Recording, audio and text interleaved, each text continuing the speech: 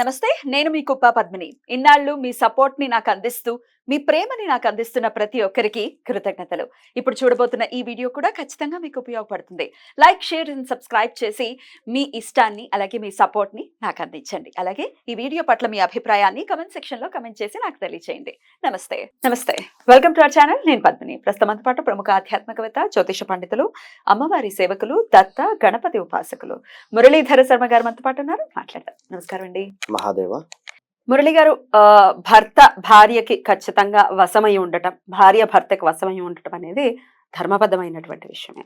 అయితే తాగుడికి బానిస అయిపోయే భర్తలు అస్సలు మాట వినకుండా కుటుంబాన్ని పట్టించుకోనటువంటి పరిస్థితులు ఎన్ని ఇళ్లల్లో ఉంటాయో చాలా బాధాకరం ఇట్లాంటి పరిస్థితి ఉండడం. ఎందుకంటే ఒకవేళ పిల్లలు ఉంటే వాళ్ళ మీద ఎట్లాంటి ఇంపాక్ట్ ని చూపిస్తుంది, ఎంత వాళ్ళు చెప్పలేకపోవచ్చు పసి హృదయాలు, కాకపోతే ఖచ్చితంగా మనసు మీద ప్రభావం చూపించి తీరుతుంది. తాగుతున్నాడు మా నాన్న, మా అమ్మ వారి వద్దకు ప్రేమగా వెళ్ళలేరు పిల్లలు. ఏదో చూస్తే భయం భయంగా అరిచిన లేదా ఊరికే కోప్పడిన. ఇప్పుడు ఏంటిదంటే అమ్మ, మద్యం గాని మాంసం గాని ఏం చేస్తుందంటే మనిషిని ఒక రాక్షస రూపానికి తీసుకొని వస్తుంది. ఈ రాక్షస రూపాన్ని పిల్లలు ఎట్లాగో భయపడతారు ఆ రూపాన్ని చూస్తే. కనుక ఎవరైతే ఆ విధంగా, అంటే ఇప్పుడు మాంసం కూడా పదే పదే తిన్నా లేదా దానికి సంబంధించినటువంటి ఇంపాక్ట్ శరీరం మీద చూపిస్తుంది. ఊరికే అరవడం. ఇప్పుడు భార్య ఎందుకు అరుస్తుంది?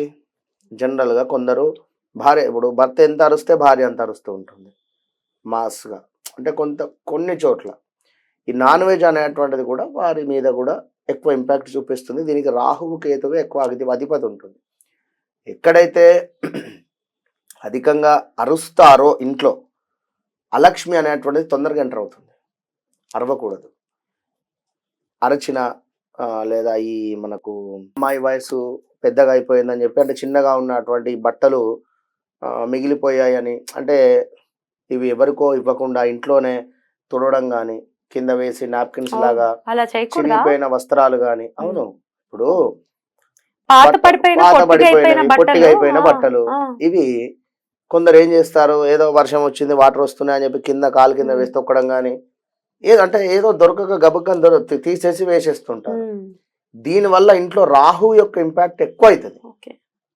లేని వాళ్ళకి ఇచ్చేయాలి, లేని వాళ్ళకు ఇచ్చేయడమా లేదా దాన్ని అటక మీద పెట్టేయడమా తర్వాత.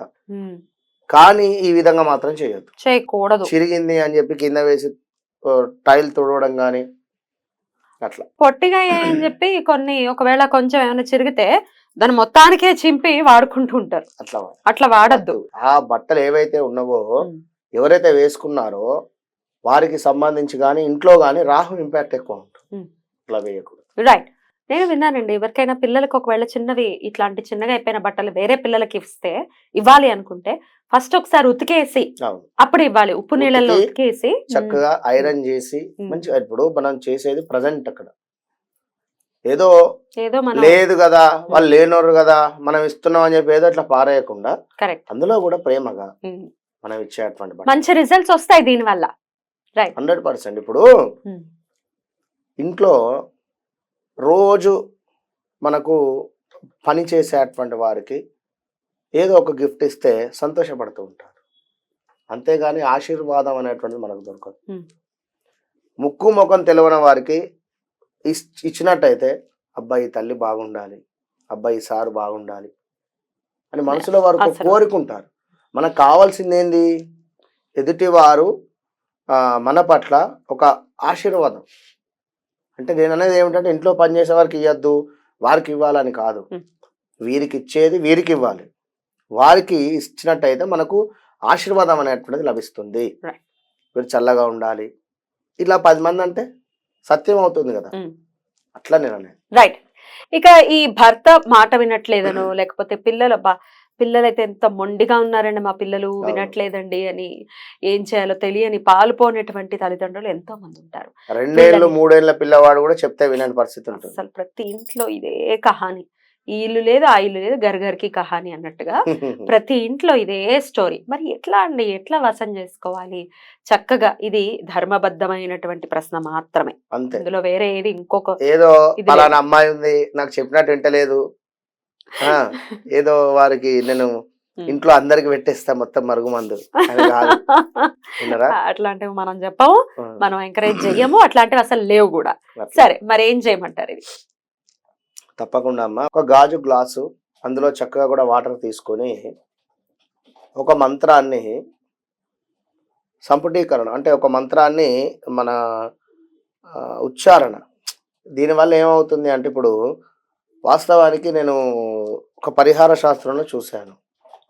ఒక స్పూన్లో వాటర్ తీసుకొని నోటి వద్ద పెట్టుకొని ఒక మంత్రాన్ని దానికి మనము ఉచ్చరించడం వల్ల ఈ వైబ్రేషన్ ఆ యొక్క వాటర్ మీద మనము ఒక ప్రయోగం లాగా చదివి, ఎవరైతే జ్వరం వచ్చినటువంటి వారు కానీ, లేదా కొంత మానసికంగా మనసు సరిగా లేదు అనేటువంటి వారికి కానీ ఈ విధంగా, అంటే ఒక మంత్రం అది ఇక్కడ అవసరం లేదని చెప్తున్నా, చేసి వారికి ఇచ్చినట్టయితే తప్పకుండా విత్ ఇన్ కొన్ని అవర్స్లోనే వారికి ఒక ఫీలింగ్ అనేటువంటిది మారిపోతుంది.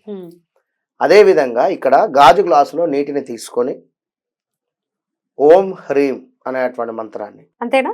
అంతే, జస్ట్ ఓం హ్రీం గ్లాస్ ఇలా పట్టుకొని ఓం హ్రీం ఓం హ్రీం ఓం హ్రీం ఓం హ్రీం 2 నిమిషాల్లో 108 అవుతుంది. తుప్పర్లవి పడకుండా ఓం హ్రీం ఓం హ్రీం ఓం హ్రీం ఎంతండి? 108 సార్లు. 108 సార్లు. ఇప్పుడు ఏదైనా కూడా ఒక పారాయణం లాగా 108 108 108 3 టైమ్స్ చేస్తే ఒక పారాయణం లాగా అవుతుంది. ఆ నీటి మీద పట్టుకొని చక్కగా కూడా ఓం హ్రీం ఓం హ్రీం ఓం హ్రీం ఓం హ్రీం 108 టైమ్స్. ఒక నిమిషం గ్యాప్ తీసుకోండి. మళ్ళీ ఓం హ్రీం ఓం హ్రీం ఓం హ్రీం, మళ్ళీ ఒక 108, మళ్ళీ ఒక 1 మినిట్ గ్యాప్, మళ్ళీ ఓం హ్రీం ఓం హ్రీం ఓం హ్రీం ఓం హ్రీం. ఇది గాజు గ్లాసు మీద మాత్రమే పనిచేస్తుంది. మళ్ళీ కాల్ చేసి, గురుగారు మన అదేమిటి స్టీల్ గ్లాస్ ఉంది, లేదా ఇత్తడి గ్లాస్ ఉంది, ప్లాస్టిక్ గ్లాస్ ఉంది, గాజు గ్లాసు కొనుక్కోండి, గాజు గ్లాసులో వాటర్ నింపండి, ఓం హ్రీం ఓం హ్రీం. వారు ఎవరైతే ఉన్నారో మీ కూతురు తన పేరును మనసులో అనుకుంటూ ఓం హ్రీం ఓం హ్రీం ఓం హ్రీం, మీ భర్త మనసులో తన పేరును అనుకుంటూ ఓం హ్రీం ఓం హ్రీం ఓం హ్రీం, ఇంతే అనేసి ఇచ్చేయటమే వాటర్. ఈ వాటరు వారు తాగాలి. మరి వినట్లేదు, మా వాటర్ కూడా తాగట్లేదు అంటే అనుకునేటువంటి వారికి పాలల్లో గాని రైస్ లో గాని ఏదో అదేదో శాస్త్రం చెప్పినట్టుగా ఎన్నో అన్నట్టుగా ఎన్నో రకాలుగా ఉన్నవి. టీలో వాటర్ ఎట్లనైనా మంచిదే. ఆ మీరు మంత్రించినటువంటి ఆ నీరు ఏదైతే ఉందో వారు త్రాగాలి, అంతే కాన్సెప్ట్. ఎవరైతే ఈ విధంగా ఎన్ని రోజులు చేస్తారో విత్ ఇన్ 11 to 41 days లో ఖచ్చితంగా రిజల్ట్ వస్తుంది. 100% వస్తుంది. విత్ ఇన్ 11 days లోనే వీరు మాట వినడమా లేదా అసలు ఏదో రిజల్ట్ వచ్చేస్తుంది, అంతే. మ్యాజిక్ వాళ్ళే చూస్తారు. బ్యూటిఫుల్. ఇలా చేసుకుని ఖచ్చితంగా వారి వారి జీవితాల్లో ఈ ప్రత్యేకంగా మాట వినట్లేదు అనే భావన పోవాలి.